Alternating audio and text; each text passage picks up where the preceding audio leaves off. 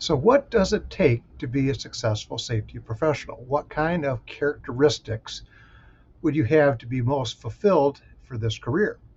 So, I'm going to answer that question. Keep in mind, this is my own personal opinion, but it is based on 3 decades of observation and, of course, being one myself. So, I sort of going to use myself as an example. If you're going to be a quality professional beyond the EHS, you're going to add quality to it. It's sort of similar, but there is going to be a few differences. So this is just, again, one person's opinion. First thing, get to know your own personality. Take a Big Five personality test. I prefer the Jordan B. Peterson one called Understand Myself, understandmyself.com. It's a relatively low cost way to be able to get one of these evaluations performed. Basically, it's going to sort you out into the big five personality traits: agreeableness, conscientiousness, extroversion, neuroticism, and openness. Agreeableness is compassion and politeness, conscientiousness being industriousness and orderliness, extroversion being enthusiasm and assertiveness, withdrawal and volatility as being the neuroticism, and openness, which is intellect and aesthetics. Intellect is not to be confused with IQ.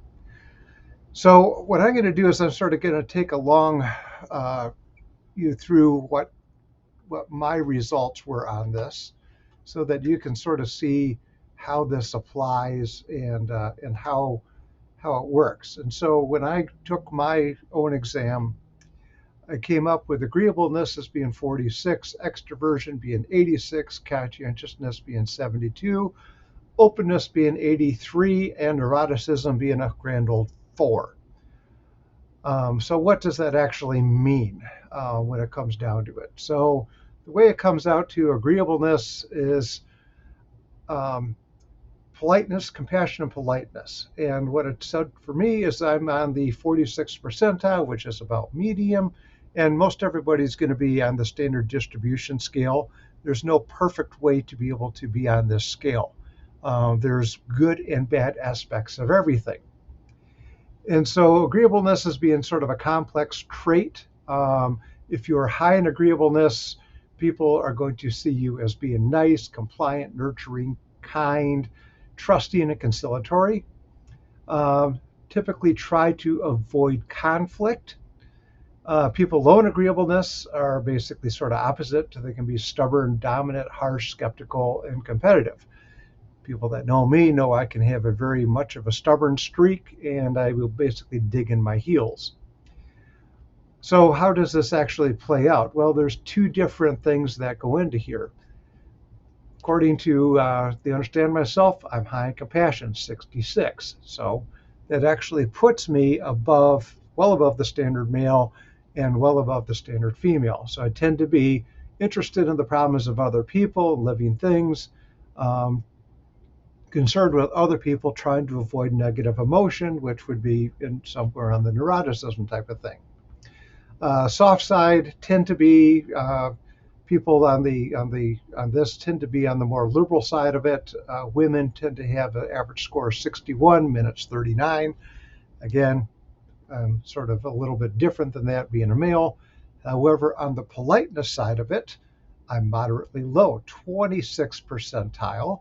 And basically, people that are moderately low in politeness are not particularly deferential to authority, markedly obedient, can be respectful, but only with people that deserve it and are willing to push back when challenged. So I'm sort of on both ends of this scale. So I basically have a very wide range in this, which gives me the ability to select how I respond to things in a dynamic environment. Okay, gives you the ability to have that kind of range. Conscientiousness, and this is where the ability to execute well from an executive function really comes in. Moderately high, 72nd percentile. Consciousness is a measure of obligation, attention to detail, hard work, persistence, cleanliness, efficiency, and adherence to rules, standards, and procedures. Conscientious people implement their plans and establish and maintain order.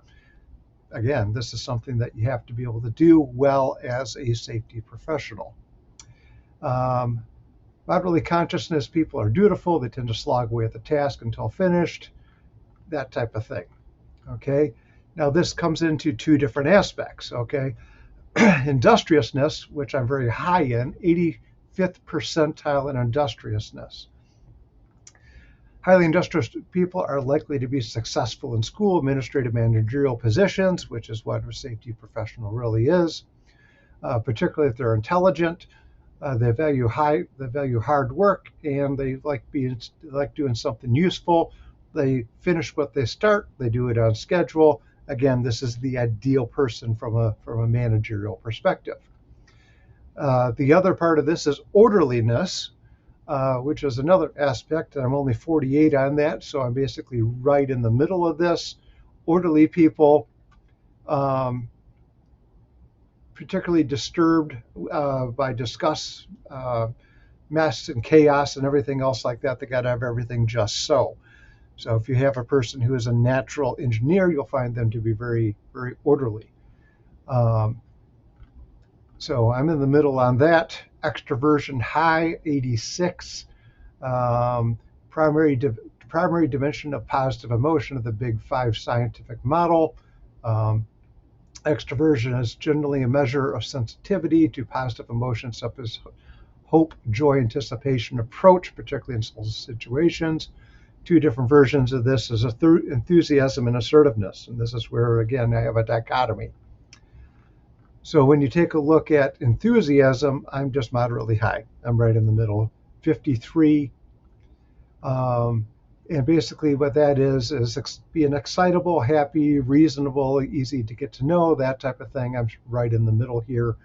Average for men is 55. Average for women is 55. For men, it's 45. Right about in the middle there. Where I happen to be very, very high is in assertiveness. I'm very high, 95th percentile. And very assertive people are take charge types. They put their own opinions forward uncommonly strongly, tend to dominate and control social situations. Very assertive and can be strikingly influential and captivating. They have a communication style typically associated with leadership. Boom, I'm there. Okay, very, very predecessor for what this is. Here we go into another dimension, which is neuroticism, which is sensitivity to negative emotion. And I am exceptionally low. I'm 4. So if there was 100 people in a room, I would be lower neuroticism than 95 of them and higher than maybe 4. Okay.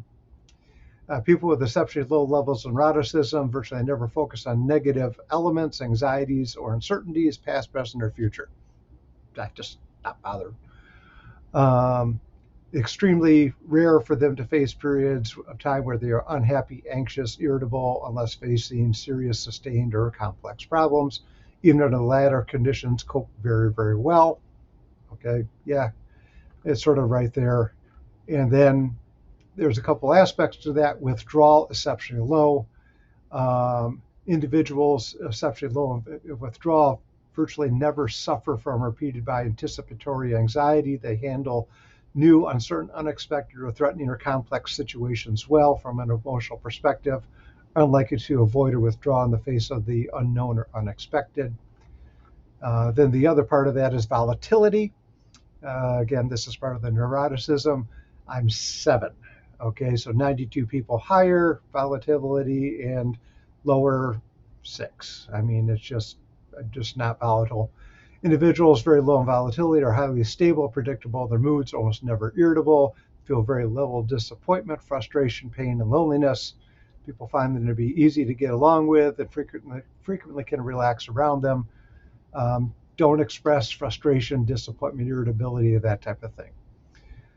So when you go through something like that, take a look at the kind of position that you're looking for. What are the characteristics of it? So one of the characteristics of being in a safety position is you have to deal with people many times at their worst, because you're dealing with injuries, you're dealing with incidents and everything else like that.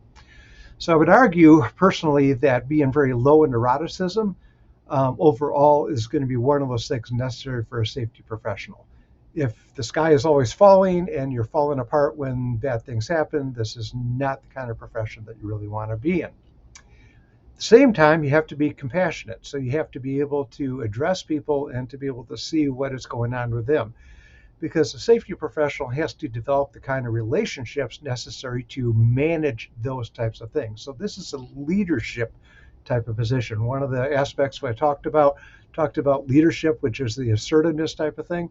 Again, that's the kind of personality type that you have to have. So if you're trying to have a person who is destined to be a safety professional, my personality type has a lot to go with it. However, there's a downside to everything. You don't get an upside on this without having a downside as well. I'd also say that you need to be open to new ideas. Okay, so that's one of the things I really enjoy. I have a voracious reading appetite. I typically read one professional development book a week. Many times I don't just read them, I study them. So I'll go through them 2 or 3 times. I'll have a whole bunch of highlights. And then the question I always have is, okay, how do I apply this? And then I ask the question, okay, what exercises do I need to have so I can actually get strokes on this? How do I get to the point where I can implement it and make it a habit? And so forming habits is one of those really big things you need to be able to do for yourself in order to improve. There's a organization run by Sharon Lipinski called Habit Mastery. Lots of good information from what she comes out with. I cooperate with her quite a bit. But being able to be open to new ideas and to be able to be influenced by others is something you need to be able to do. So that means that you have to have that curiosity and that humility. You should, every single time you learn something, you have to cast aside something that was your previous hypothesis or what you thought was going to be out. Okay, and that's always going to be a loss. And if you constantly have to maintain your ego about that type of thing, that I've always got to be right, learning new stuff and being in this field is going to be really, really hard on you. You need to be able to really check your ego at the door. You have to understand, though, that you have the hard aspects of physics and biology here. The human being is going to have certain limitations in terms of their biology. They're going to also be steadily impacted by the physics, especially over the long term. So in the short term, acute injuries and everything else like that, but over the long term, you really can get worn out by a lot of things. So you need to be certain that you take that into consideration. You're just not being wishy-washy, but you're really testing stuff to make certain it's correct. Most of your safety-related positions are dealing with physical hazards. You need to be in good enough physical condition to be able to go where the people are that are having those physical hazards. In my line of work, that sometimes involves 120 meters of ladder, going straight up vertical, being in very small enclosed spaces, high levels of heat, high levels of cold, grease all over the place. Other times you're in shin deep mud. It can be very, very difficult because you're working with a lot of times blue collar people and a lot of times with people that have high risk in terms of what they do. My line of business, that's going to mean high voltage electricity. 12,000 volts, 34,500 volts up into transmission, okay? This is the kind of stuff that if you do stuff wrong can turn you instantly dead into a piece of charcoal in maybe a minute and a half, a couple minutes. I mean, the level of energy they're dealing with is staggering. Same thing happens with hydraulics. Hydraulic injection is no joke. If you get that hydraulic fluid going into your bloodstream, the chances of losing a limb, really, really high. The chances of dying from it, pretty darn good too. So you really need to be able to be physical conditioned to be able to handle that type of stuff and to know what that means. The other thing is if you're going to be working at heights, you're going to have weight restrictions as well. So most of the stuff that ANSI has rated, particularly lifelines and climb assist and things like shock reducing lanyards, have a maximum limit of 310 pounds. So what does that mean to an individual? About 265, because you're going to have your boots and all your clothing and everything else like that at the exact same time. The other thing is that you also need to be prepared to always be able to do a rescue. So when I was serving in the Coast Guard, it was always semper paratus. What does that mean? It means always ready. And so you had to have yourself in a state of readiness all the time. So that's going to be a physical condition type of thing. So work out every single day, get in very, very good physical condition. No, you don't have to be the Olympic athlete. You don't need to be the bodybuilder. However, you got to be in better condition than I would say 85% of the general population. Get into healthy work habits as well. Get enough sleep, maintain a good diet, make certain that you manage stress, everything else like that. You have to be ready to go. One of the things I hold myself accountable to is that if I got to do a rescue, I can actually do that rescue. I can climb 120 meters of turbine. I can deploy the gear, get that person rescued, be able to get them to safety, get myself to safety without being part of that burden. And I'm nearly 60 years old this time, and I can still do it. But that's because I'm intentional and hold myself accountable to be able to do that type of thing. So, education, what do you need to know? First thing, communication. You need to be able to articulate verbally. You need to be able to speak in public. You need to be able to address people on a personal level. You need all forms of verbal communication. You got to be able to know how to do it. You got to be able to execute on it quite well. The other thing is you need to be able to write well. You need to also write compactly. Standard I use is that when I have an incident report or I'm writing a policy or something like that, that somebody else without context could read what I've written 5 years in the future and understand exactly what I was telling about. So you need to be able to write compactly so that it's not verbose, but you also need to create the description well enough that people can get it into their mind's eye and to be able to understand what you're trying to communicate. If you've attended college, that's good. Academics are good. However, I'll cover this one more time in the future. Academic writing is going to give you a lot of bad habits. You're going to have to break them in order to communicate good and well, particularly in writing in a business environment and in the safety environment. What else do you need to know education-wise? Physics. You really need to understand Newtonian physics. Quantum, cosmological, I don't really care. But you need to know the physics that human beings operate on a normal basis. Because the way that a lot of people get injured is the hard physics meets the soft body and you have an acute injury. So the applied physics is what you need to know. What are those forces? Weight, pressure, tension, compression, speed, rotation.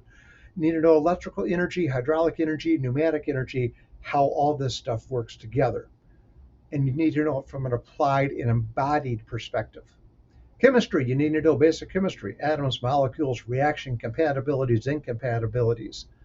What chemicals are good for what types of things. And you need to be able to decode an SDS sheet and to know the terminology that's on that and know how to apply that in real life with the actual human beings. Biology, you need to know basic anatomy, particularly first aid, CPR, and beyond first aid. Essentially camping or combat medicine. If you've been in the military, you got a really, really good basis. Been an EMT, fantastic, good stuff.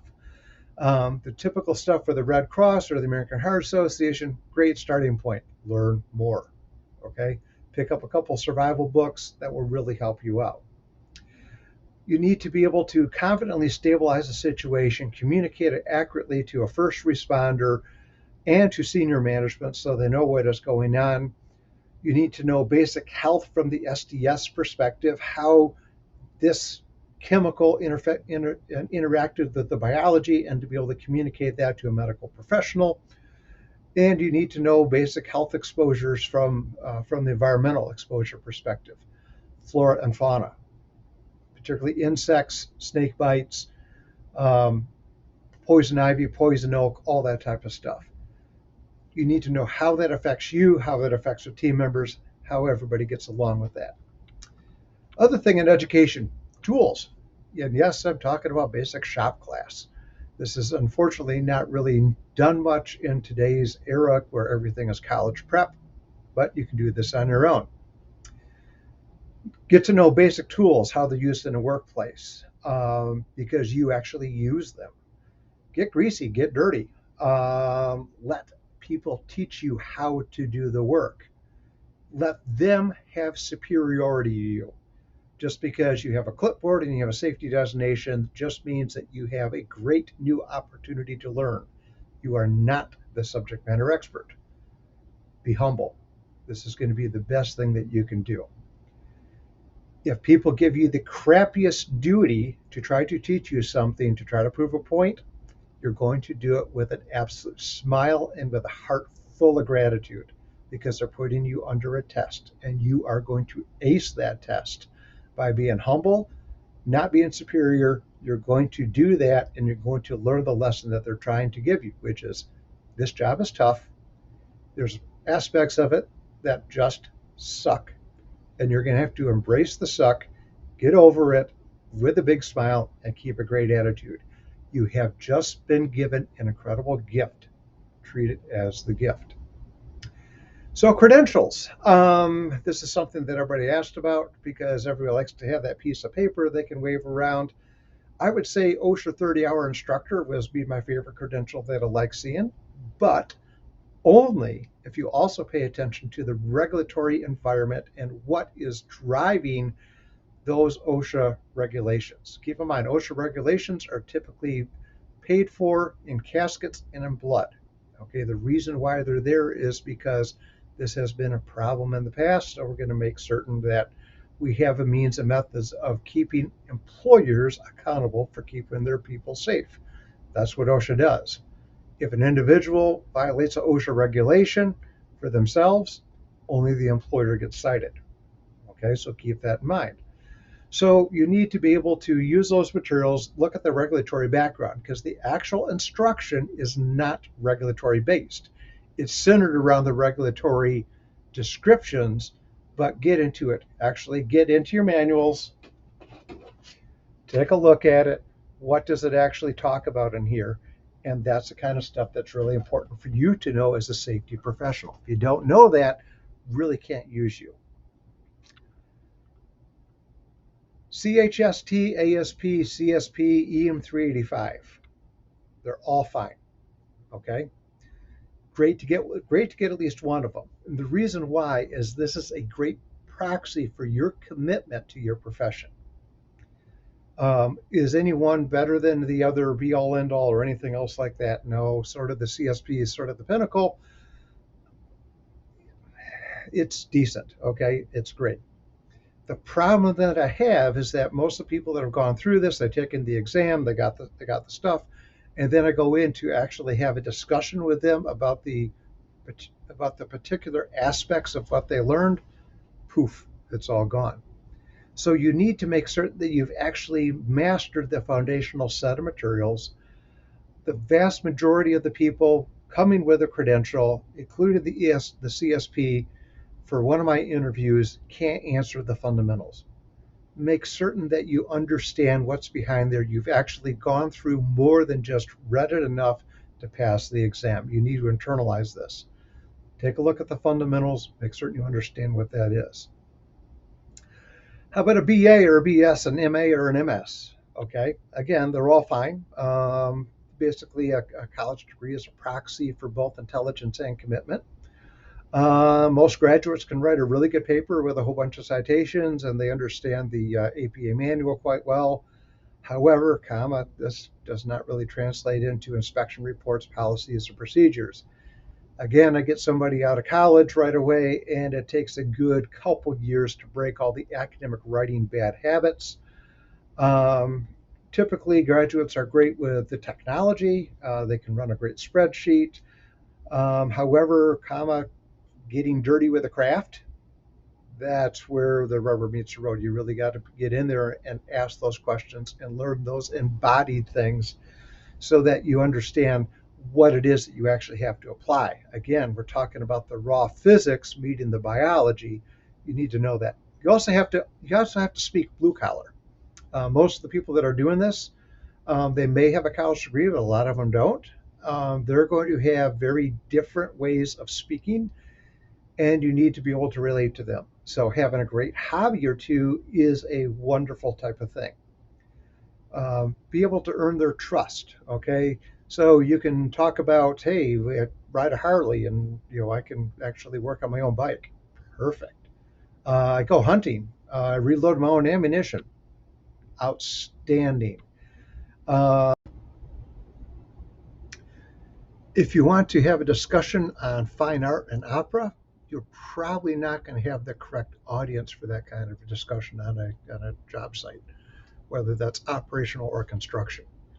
Depends on the audience. So you have to be able to adapt to the people that you're talking to, that you're going to be actually working for. So if you put it into a customer perspective, the individual worker is your customer. And what are you delivering to them? A safe work environment, and you're also delivering them their future. So, from a philosophical perspective, how do you go about this? So, what I would say, your philosophy is the human being is primary and deserves both dignity and respect. You have to start out from that kind of position. You can't be instrumental in how you treat people. You have to see that they have that spark of divinity within them and they're worthy of your respect. So you deliver a safe work environment based on that a priori assumption that they are individually worth it. From a personal perspective, the respect they give you is 100% always earned. You got to keep humble and let your actions speak volumes. Okay, do not try to go beyond and try to out earn or something along that line. It just becomes awkward. So, what is your goal? In my opinion, my goal is to eliminate human misery. I want to extend the functional lifespan of my team members.